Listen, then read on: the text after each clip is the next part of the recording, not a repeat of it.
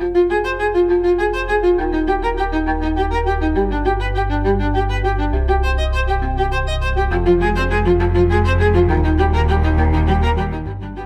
G4, and you're listening to the Beginner's Guide to Model Railroading for Now, the exuberantly opinionated atlas of the basic techniques for the world's greatest hobby. This is BGT Episode 23, Railroad History Miniseries, Mid-Atlantic Class 1s. In this episode, I'll describe the history of the Class 1 railroads in the Mid-Atlantic states, creatively enough.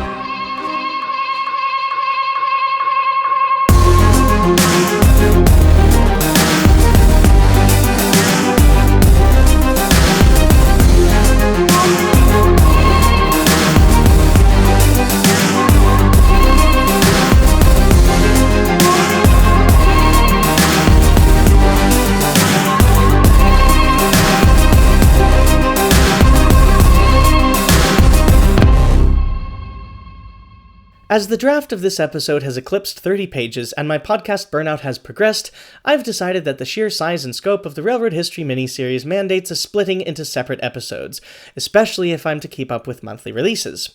In this miniseries episode, I'll discuss the Class 1 railroads of the Mid-Atlantic states, next episode will be Class 2s, and then the last will be short lines and narrow gauges. Interspersed, I will try to have some regular BGT layout building episodes and listener Q&As when I have the time. But with much less ado than is typical for my housekeeping segments, let us begin. There are two railroads in the Mid-Atlantic I get to tackle in this series of such gigantic scope, and possibly the two railroads of greatest name recognition in the whole world of railroading, the New York Central and the Pennsylvania railroads. I will cover the first now, and the second when I get to railroads of Appalachia. Both were considered standards of their day, bitter rivals, trendsetters, branch line empires, testaments of capitalistic exploitation, as well as corporate obstinance and failure to react to changing times. They each encapsulate the whole of railroading. The first of this pair is the New York Central. Chartered as the Mohawk and Hudson Railroad in 1826, it technically predates the Baltimore and Ohio as a corporate entity, but in that classically New York-y way, construction didn't actually start until other states had proven the technology feasible. The B&O opened for business in early 1830, construction of the M&H didn't begin until later that year. Similarly to many early railroads, like the Allegheny Portage or Delaware and Hudson, the purpose of the M&H was a bypass of difficult terrain on canal systems. Interestingly, though, the railroad was constructed with the canal having already been built through the difficult terrain anyway, resulting in the railroad and canal competing with each other for traffic. More interestingly still, the late 1830s saw a series of these duplicative railroads popping up along the ill-fated Erie Canal, the Utica and Schenectady, the Syracuse and Utica, the Auburn and Syracuse, and so on. Before long, it was blindingly obvious that these many discontiguous railroad companies could be linearly linked end-to-end and gaps closed to make an extended rail line through the upstate New York communities that the canal had itself fostered to life. My favorite such example was the Rochester and Syracuse Direct Railway, chartered and immediately merged into another railroad in 1850. Many of these railroads ran, if not immediately adjacent, nearby to the Erie Canal, not necessarily out of parasitism, but more because both the canal and the railroads followed the route of the Mohawk River through upstate New York, leading to what would eventually become the famed water-level route. An interesting side quirk of history, one predecessor of the New York Central, the Buffalo and Rochester Railroad, came into multiple lines between Buffalo and Attica and sold one to the Erie Railroad in 1850, which at the time was 6-foot broad gauge, so it is a rare case of a standard gauge railroad being converted to broad. Enter Erastus Corning, one of 11 children born of Bliss and Lucinda Smith Corning, Norwich, Connecticut farmers, and later Troy, New York hardware store proprietors in 1807. In a literal rags-to-riches story, he became a partner and eventual owner in a local mercantile shop. After the War of 1812, he started buying up various industries around Albany under the Erastus Corning and Company, mostly pertaining to iron and other such industries relating to transport of goods over the Erie Canal. And as a result of this, in the 1830s, he became greatly interested in railroads, both as an end user of his iron goods and as a product generator of transport for his other enterprises. He became an investor and board member on the Utica and Schenectady and Mohawk and Hudson railroads, and two of his ironworks became two of the largest producers of railroad equipment on the continent. It was this early and deep involvement in the railroads that allowed Corning to finagle one of the first and most major railroad consolidations. 10 railroads in New York, many paralleling the Erie Canal, were able to conduct an end-to-end merger into the New York Central in 1853, making a contiguous railroad from Albany to Buffalo. Soon thereafter, broad gauge railroads from Buffalo to Erie were converted and brought into the system. Throughout the 1850s and 60s, the NYC expanded its influence in central New York with many branches, including one to the famed double-deck, triple-gauge Niagara Falls Suspension Bridge. In 1864, Cornelius Vanderbilt gained control of the Hudson River Railroad and the parallel New York and Harlem Railroad, two railroads which ran north out of the Big Apple to Albany, and which now partly survive as the Metro-North Poughkeepsie and Harlem lines, respectively. These were strategically important to the westward of Albany running New York Central, so, with a little capitalism foo, Vanderbilt was able to usurp control of the NYC from the then ailing Erastus Corning in 1867. Furthermore, Vanderbilt also folded into the Central several other lines in Michigan and southern Canada he already had control over to make an even larger system. It's almost as if he planned it this way. Vanderbilt's merger of the Central with his own Michigan subsidiaries in part led to one of the NYC's odd quirks of having almost as many rail miles in Michigan as it did in New York. In many ways, though its true purpose was fundamentally an East Coast to Midwest high iron speedway, much of its influence can be seen in simple Granger railroading, comparatively quieter branch lines intersecting at right angles in southern Michigan and central Ohio. Similarly, in quirk to this, the NYC acquired the Cleveland, Cincinnati, Chicago, and St. Louis Railway, or Big Four, in 1906, which itself had a rising sun-style route radiating out of Cincinnati to basically everywhere of note in the eastern Midwest. While the Big Four continued to operate independently until 1930, the NYC did take over certain divisions as particularly important east-west routes tying into its own network, such as to Indianapolis and St. Louis. From the 1870s to the 1900s, the Central iterated and improved on its empire, building bypasses and cutoffs around congested areas, many legacies of its end-to-end mergers. Multiple beltlines circled around Buffalo by 1902, Cleveland was circumnavigated in 1912, downtown Schenectady was bypassed, and so were Albany and Rome. On the passenger front, by 1871, the New York Central distinguished itself as a force majeure in railroad travel, with its own Grand Central Depot having the latest in passenger rail amenities on par with anywhere else in the world. Oh, how far New York has fallen. And note how I said Grand Central Depot, not terminal. I'm not talking about the one you're thinking of. Incidentally, Grand Central Depot's and later terminal's location actually arose from legislation. With the increasing industrialization and grime of New York City, the city decided to mandate that no steam locomotive be allowed below 42nd Street. Thus, at the time, rather than invest in electrification, which ironically enough it later did anyway, the Central decided to build its terminal exactly at 42nd Street. Hence, one of the most famous cross streets in the world was born, and it's trivial to imagine why Times Square is 4 blocks away on the same latitude and Bryant Park and the New York Metropolitan Library but only 2 blocks. Given its famed water-level route, the Central was unique among many East Coast railroads in that it really didn't have to deal with much mountain terrain, and its locomotives resembled much larger, speed-optimized behemoths of the Midwest than the torque monsters of the Baltimore and Ohio, Chesapeake and Ohio, Western Maryland, Pennsylvania, or even to some extent the Boston and Albany. Being quite distinctive in this way, as well as having a stateliness of design matched in their class naming by water features highlighting the water-level route, the Central was quite well known for its 482 Mohawks and 484 Niagaras. But, of course, the most famous and iconic locomotive for which the Central will forever be known is the 464 Hudson. To my understanding, many of these locomotives had either passenger or freight hauling variants, or more simply, older passenger locomotives were relegated to hauling freight as newer ones came into service, which is something railroads of a flatter, faster terrain scope can do, whereas hillier railroads require more premeditated speed-to-torque trade-offs. Given its notable stable, high-speed, low-grade route and service to Midtown Manhattan, the Central was assuredly known for some fabled passenger trains, its flagship being the 20th Century Limited, called the greatest train ever made, a first-class night train to LaSalle Street Station in Chicago, which ran the 1,540 kilometers in 16 hours from 1902 to 1967. Several other trains shadow the Century from New York to Chicago. The Lakeshore Limited split on both ends of the Century's route with sections going to Boston and St. Louis. The Pacemaker offered the trip with more affordable all-coach service, and the Wolverine took a more direct route, going from Buffalo to Detroit via southern Ontario instead of Cleveland. Other notable trains include the Empire State Express, which traveled much of the same route, New York to Albany, Syracuse, Rochester, Buffalo, Erie, and Cleveland, the Ohio State Limited, which ran New York City to Cincinnati, and the Southwestern Limited, which ran New York to St. Louis. Stemming from its unexpectedly heavy Midwestern routes, the Central also exhibited much heft in Ohio and Michigan travel as well. The James Whitcomb Riley ran Chicago-Cincinnati, and the Motor City Special ran Chicago-Detroit. But many of these Midwestern specials were branded the Mercuries, with the Chicago Mercury going Chicago-Detroit, the Cincinnati Mercury going Cleveland-Cincinnati, and the Cleveland and Detroit Mercuries going between their titular cities. Interestingly, while many railroads were hopping on the streamliner craze of the 1930s, the Central did something unique and streamlined a steam locomotive for use on the Century, the Commodore Vanderbilt.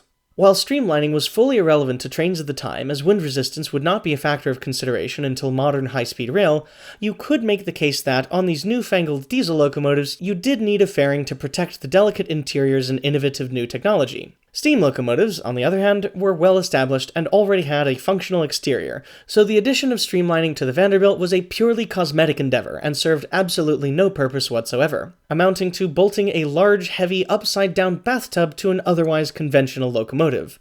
But, admittedly, it did look really nice. Beyond their steam streamlining, the Central did briefly play around with two proper streamliners, the Ohio Explorer, based on the Train X platform from Pullman, and the Great Lakes Aerotrain from GM, the former running Cleveland-Cincinnati and the latter running Chicago-Detroit.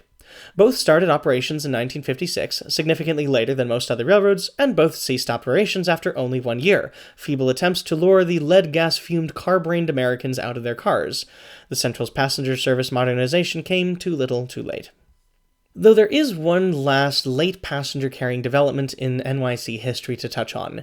The M497, nicknamed the Black Beetle for its steeply raked shovel nose, a small, cheaply converted rail diesel car with two jet engines mounted on the roof as an experimental high-speed rail vehicle. Not necessarily meant to be a true passenger-carrying train in its own right, it was more meant as a testbed for new high-speed rail technologies, asking the question what was necessary to take a train reliably into the hundreds of kilometers per hour. While it was at the time partially overshadowed by the Metroliner project and the subsequent merger with Penn Central, the Black Beetle did help to define things like high-speed truck and rail design, and cast a legacy of the New York Central longer than the company itself would ultimately last. If you want to know more, check out Nick Ozerak's Roundhouse podcast episode titled Jet-Powered Train, the Story of the M497, from March 19th, 2018, linked in the show notes. Speaking of, although it had some of the most technologically advanced and storied steam locomotives of any railroad, an unstable financial footing typical of its status as a branch line empire, both in the Alleghenies and Adirondacks as well as in the eastern Midwest, left it hobbled as it entered the post-war era, and this motivated the NYC to rapidly dieselize very early in railroad history. All of the lines east of Cleveland were dieselized by 1953, and the last steam locomotive ran in 1957. In one of the worst catastrophes in all of railroading, not a single New York Central 464 Hudson was preserved, and precious few steam locomotives remain, because the president of the railroad, Alfred Perlman, didn't believe in historic preservation, the capitalist swine. I believe there are only 3 steam locomotives left. The record-breaking 440 American, number 999, the first locomotive to break 160 km per hour, and 2 482 Mohawks, the 3001 on static display in Elkhart, Indiana, and the 2933 in St. Louis, Missouri. Again, both belying the Central as a closeted Granger railroad. The post-war malaise of the NYC is similar to much of railroading. Cars, highways, offshoring, the decline of domestic manufacturing, but got an extra kick with the 1959 opening of the St. Lawrence Seaway, which adversely affected its Midwest to East Coast haulage business. In response, Perlman did a system-wide modernization to cut costs, upgrading dispatching practices to centralize traffic control to cut the water-level route mainline from 4 tracks to 2, reconstructing major yards, and cutting many major passenger and commuter services through the 1950s. What passenger trains remained ran on Spartan schedules with aging equipment and were fully gone by 1967. Many of the Central's formerly grand train stations, such as in Rochester, Schenectady, and Albany, were razed to the ground and sold for land value, and the Buffalo Central Terminal currently sits, though intact, abandoned. In 1968, the Central merged with its bitter rival, the Pennsylvania Railroad, to make Penn Central, but I shall discuss that more in a future railroad history episode on modern railroads. I also personally recommend the Well There's Your Problem podcast's 4-part 12-hour epic on the disaster that was Penn Central, also linked in the show notes.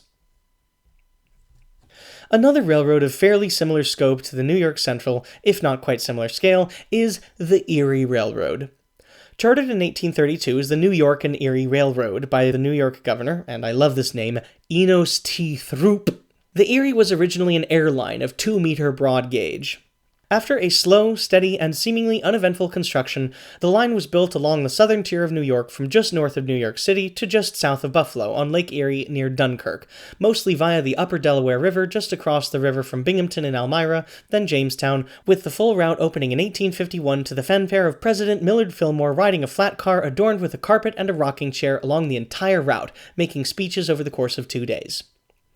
Quite early on, in the late 1840s, the Erie also capitalized on its proximity to northeastern Pennsylvania's anthracite fields, building multiple routes and heavy infrastructure into Luzerne County, chiefly the famous and scenic Staruka Viaduct, still in service today. Unfortunately, as was the nature of airlines, excessive construction costs forced a remarkably early receivership and the first major railroad bankruptcy in the U.S. in 1859, forming the Erie Railway in the rubble. The following decade, until the early 1870s, became known as the Erie War, wherein control of the railroad was wrested between Cornelius Vanderbilt and the NYC on one end, and Daniel Drew, James Fisk, Jay Gould, and Tammany Hall on the other. Importantly, this left basically everybody as losers, with Vanderbilt not in control of the Erie, Gould poorer and out of public favor, and Tweed dead in jail for corruption. Finally. In 1869, the railroad finally moved its focus and shops from Dunkirk up to Buffalo, with eventually 3 major routes branching up off its east-west southern tier main line to reach it.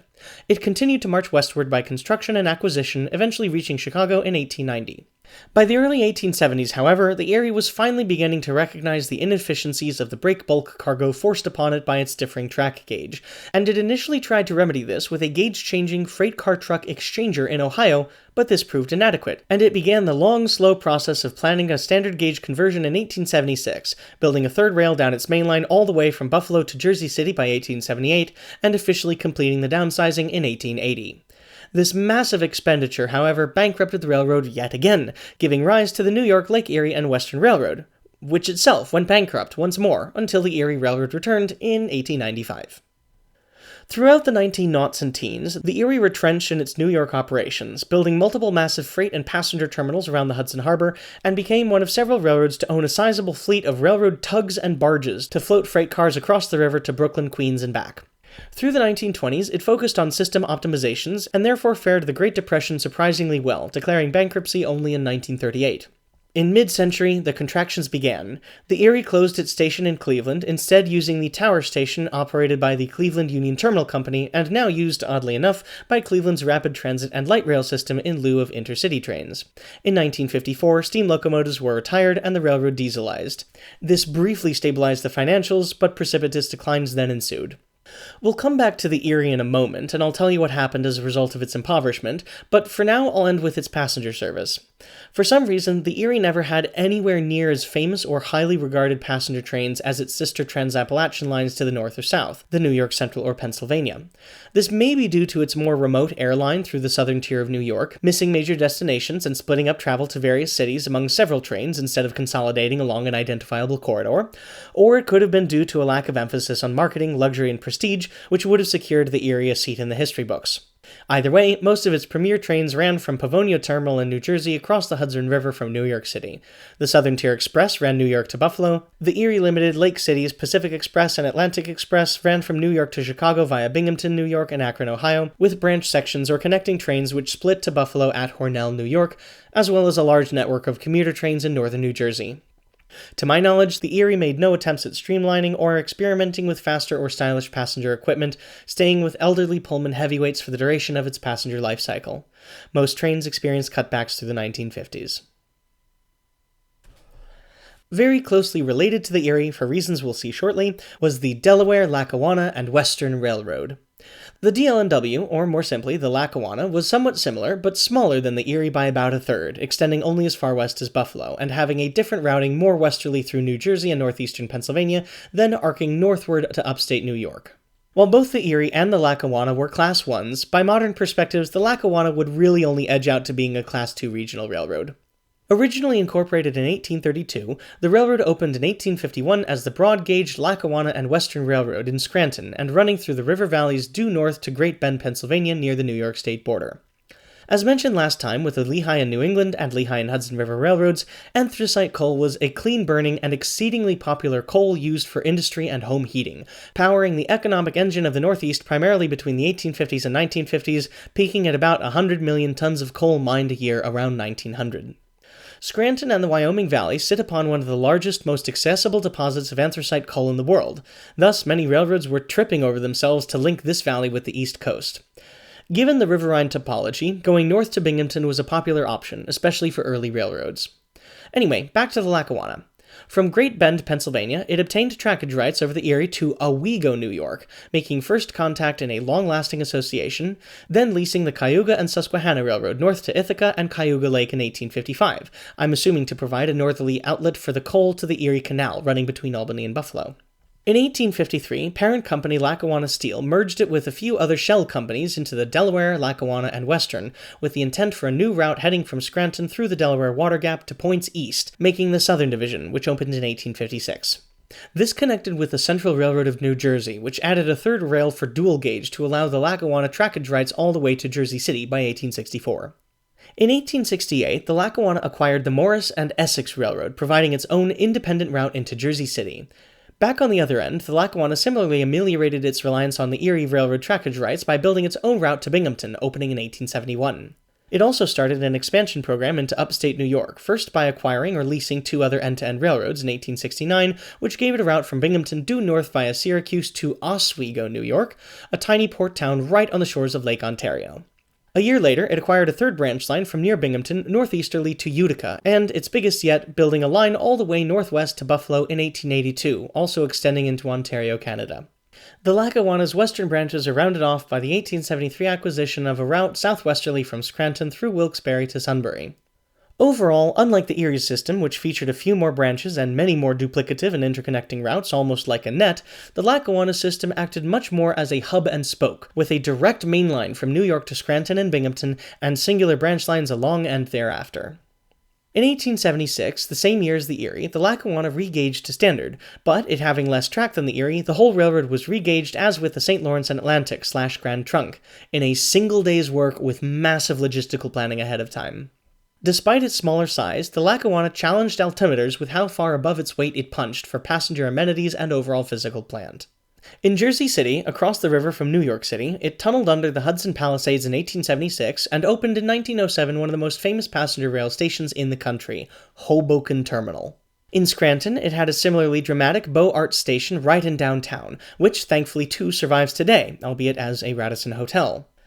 Meanwhile, it was building a series of low-grade cutoff routes to speed travel, such as the Summit-Halstead cutoff, but probably the more famous, nowadays for how desperately passenger rail advocates want to reinvigorate travel over it, the Lackawanna cutoff, which included a series of fundamentally awe-inspiring concrete viaducts, the Delaware River Viaduct, the Pollenskill Viaduct, the Tunkhannock Viaduct, and the Martins Creek Viaduct. All features both technical and scenic.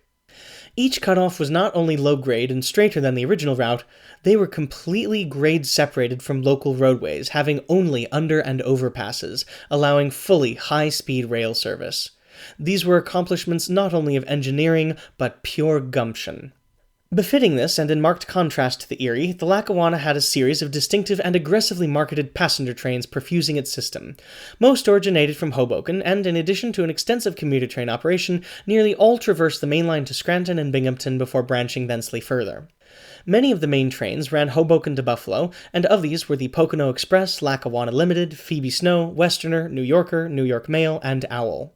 Some even had connections further westward to Chicago by either the New York Central or the Nickel Plate Road. The Interstate Express ran in cooperation with the Reading between Syracuse and Philadelphia, and the Keystone Express ran between Scranton and Pittsburgh, I'm imagining here based on track arrangements, in cooperation with the Pennsy.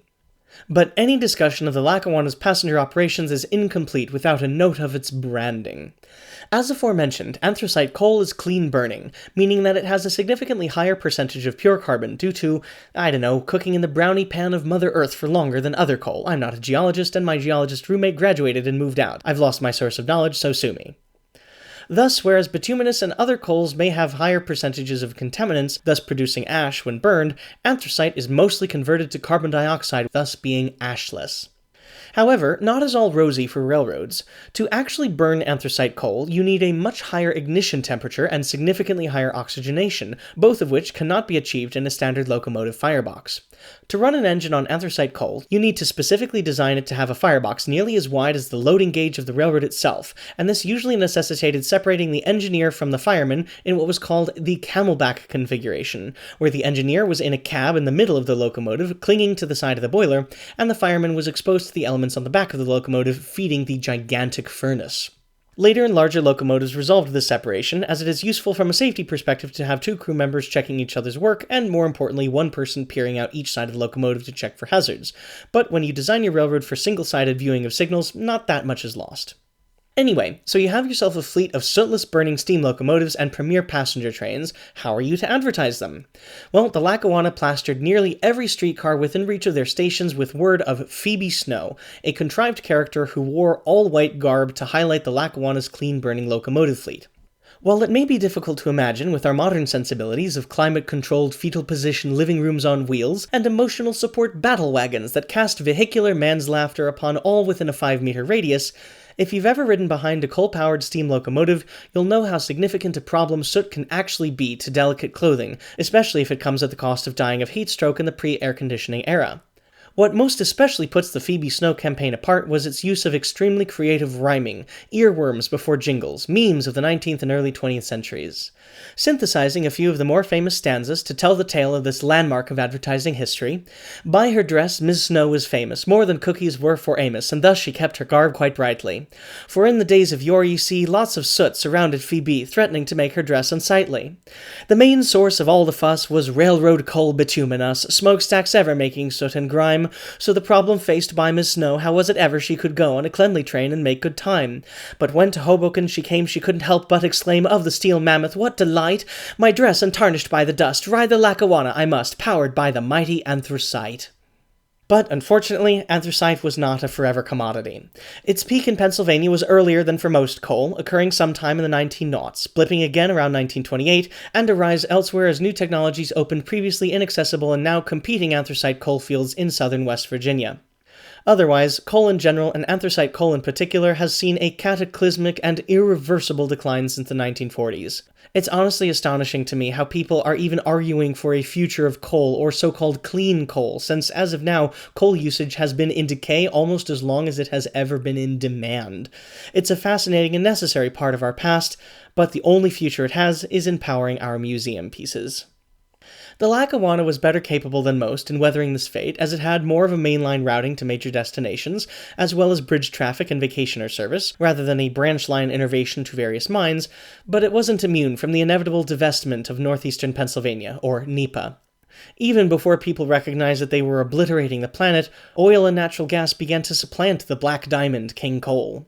While the Lackawanna did limp along much later than many of its comrades, a series of above-ground and mine-flooding disasters left it permanently crippled, leading into 1959.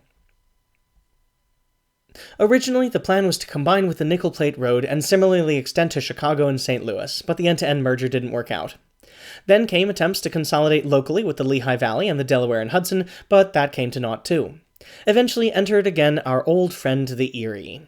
Having a muchly shared history, serving similar regions, especially to the east, both suffering from regional and global circumstance, and the Erie especially coveting the Lackawanna's beautiful cutoff routes, a merger was more inevitable with every moment that passed, to the point that mutual abandonments began in preparation thereof.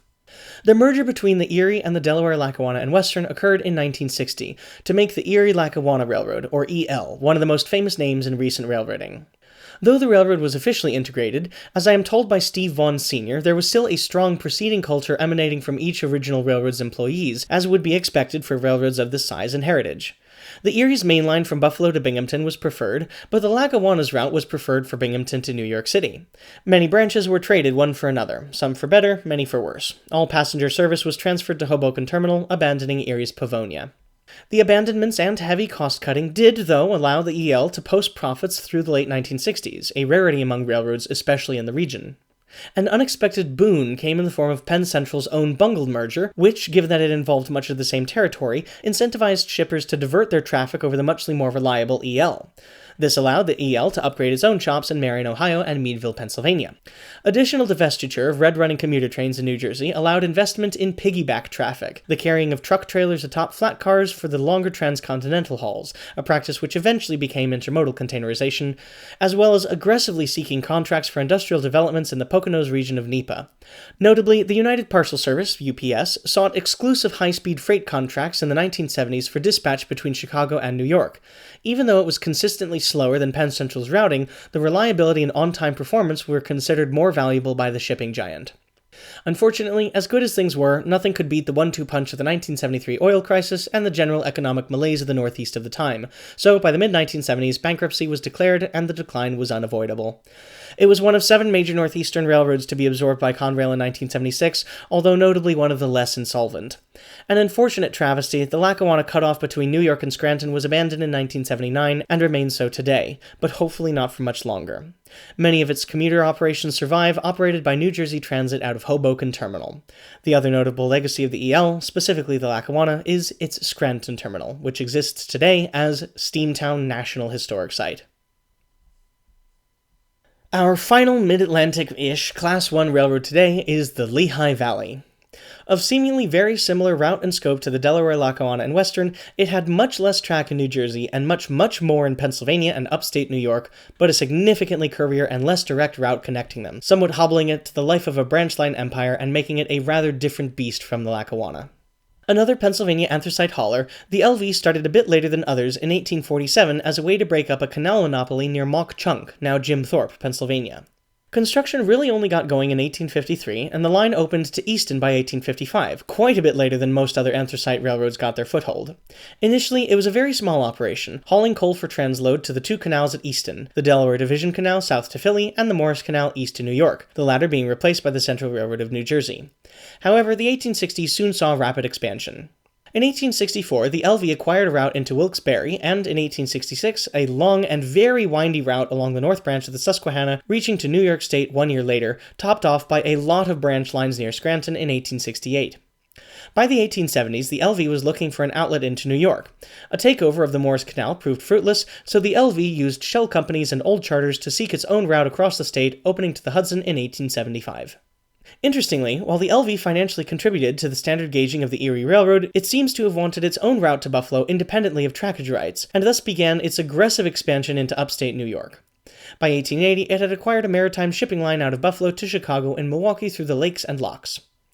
Throughout the 1880s, it made a series of constructions and acquisitions which resulted not only in a route to Buffalo, but also near complete control of railroading around the New York Finger Lakes. In the 1890s, the LV capped its route with terminals in Jersey City and Buffalo, while also falling under control of banking and railroad magnate J.P. Morgan. The route to Buffalo allowed a diversification of traffic from coal to include grain shipment from the Great Lakes to New York. As with many anthracite roads, the plateauing of mining led to a withdrawal from the expansion mindset. Nothing much at all seems to have happened with the LV throughout much of the 20th century, and this may well have been a result of its windier and much more indirect route, leaving it a less desirable shipper. In the 1920s and 30s, several proxy fights left the Pennsylvania Railroad as majority shareholder of the LV, but this incursion into the New York Central's territory was looked down upon, and after a bit of bickering, an amicable agreement was reached with the Pennsy's stock shares being placed in a trust. What passenger trains the LV did run were largely on the New York to Buffalo axis with daytime and nighttime variants, notable examples including the Black Diamond Express, Asa Packer, and Maple Leaf. The Lehighton Express and several others offered daytime short turns from Jersey City to the Jim Thorpe and Scranton areas. The LV was never financially fluid, but the Penn Central merger dealt a lethal blow. Due to a governmental accounting oversight after the Penn Central merger, a bunch of smaller railroads were obligated to pay various debts to Penn Central, but Penn Central's reverse obligations were waived. This imbalance set off a series of cascading bankruptcies elsewhere around the Northeast, and may well have spurred the formation of Conrail. One such bankruptcy was the Lehigh Valley in 1970, and in 1976, it was itself incorporated into Conrail.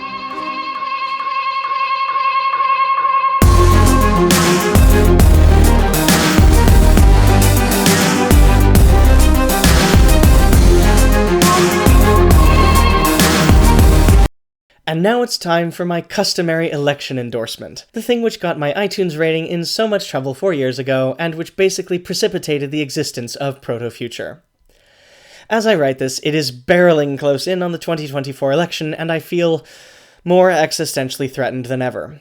The polls are a dead heat, and my adopted Pennsylvania home may be the tipping point.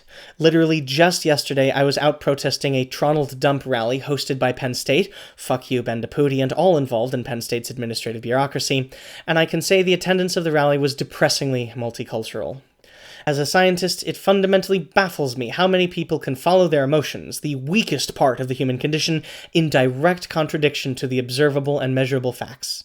Yes, I'm upset with the Democrats too. Their support of Israel is absolutely genocidal, and in general, they are dangerously bipartisan, and not actually the liberal progressives they claim to be. But in this fundamentally broken and not great country, they're the least worst option we have. Every major Republican has come out endorsing Harris, most celebrities, basically all scientists, experts, and people who have dedicated their lives to understanding nuances of the systems that drive our world.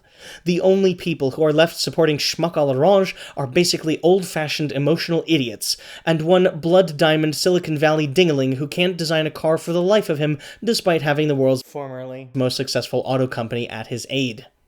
We are in the midst of a climate crisis, an extinction-level event. Tronald has openly announced he will behave dictatorially, the exact demagogue the Founding Fathers warned against. Our daughters have fewer rights than their mothers did when they were their age. From 2016 to 2020, we were the laughingstock of the international stage.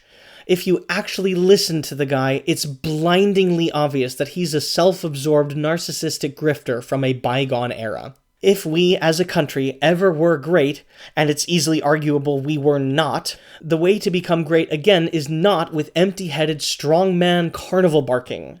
The world has changed. Every other developed country has moved on, the cat is out of the bag, and there is no way to hold the moonbeam in your hand and return small-town America to a thriving blue-collar workforce.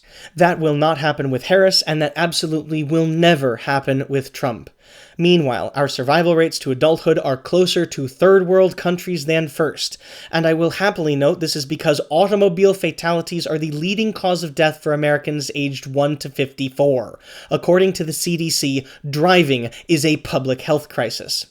It does not matter what you want, it does not matter what you think. The facts are blissfully apathetic to your emotional worldview, and doubling down on politics and policies from a long-departed and regressive era will only doom the country you claim to love. In order to survive the next half-century, we absolutely must reduce our driving, reduce the prevalence of single-family homes, and increase the proportion of people living in dense cities. That's not an opinion, that's a conclusion by every single educated and evidence-responsive scientist, logician, expert, philosopher, and observer with 2 neurons left to rub together.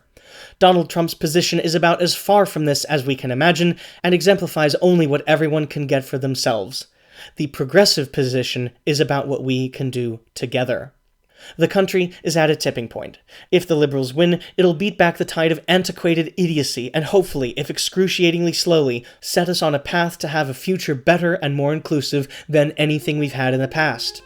If Conservatives win, it'll mark a triumph of egotistical greed and unbridled stupidity over the nature of logic and epistemology itself. And, mark my words, the country will collapse from superpower status. Maybe not immediately, but absolutely eventually. I want to love this country. It is my own. I've been to every corner of it and all 50 states within. But if Trump wins, I feel I will have no other choice but to move abroad forever, purely for my own safety. So please, for the love of the non-existent gods, I beg of you, vote like your country depends on it. Because this time, it actually does. Sigh.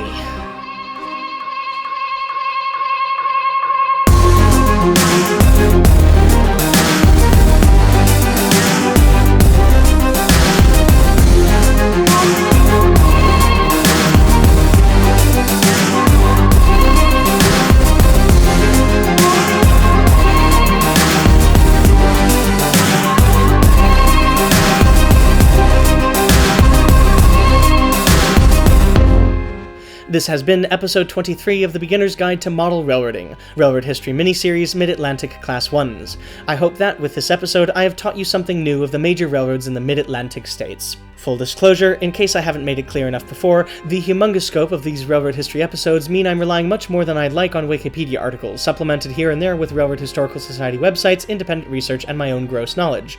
So, if there's ever anything that piques your interest, please follow it up and fact-check it with your own sleuthing. The theme music is Spark of Life by Benjamin Lazarus through Tribe of Noise. I would like to thank my extremely generous and patient patrons, Pedro Reyes, Andrew LaVergetta, Ron Kleiss, and Bill Ford. And I would like to especially thank my new patron, Linda Eskin. Thank you all very much for your validation and support. If you would like to join our Currently Dead Facebook community, you can, but I gave up on Facebook over the pandemic because it's pure evil. Instead, if you have a question or comment, would like to make a donation, or would like to learn more, please visit the show's website at www.bgtmrring.org. That's Bravo Golf Tango, Michael Romeo Romeo, Indigo November Golf, Oscar Romeo Golf. If you like the show, please give me a good review on iTunes and subscribe to the podcast feed. If you really like the show, please consider becoming a patron, as it helps me defer the cost of equipment and website hosting. If you did not like the show, do not say anything and contemplate the thought crime you have committed. This podcast was written, recorded, and produced on the ancestral lands of the Susquehannock people. I would like to thank them for their historical stewardship of central Pennsylvania.